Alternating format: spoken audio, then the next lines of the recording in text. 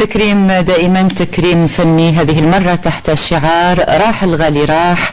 أحيت أمس مديرية الثقافة لولاية المدية حفلا تكريميا على شرف الفنان الراحل المحبوب باتي الذي ألف ولحن أكثر من 400 قصيدة وغنى أشعاره وكلماته 70 فنانا جزائريا. يقول يوسف طافر: وقبال على إذا بغيتوا نقول لكم علاش، نقول لكم علاش، نقول لكم علاش.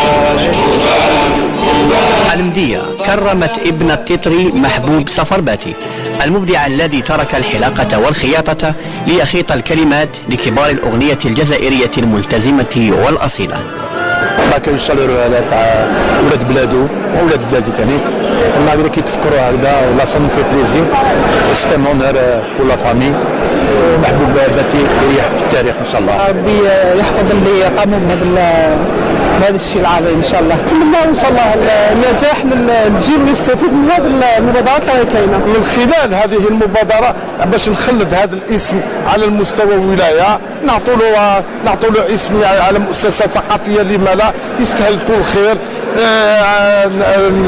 الناس هذو المثقفين يعطوا الثقافه الجزائريه، حان الوقت لازم نعطوا لهم حقهم.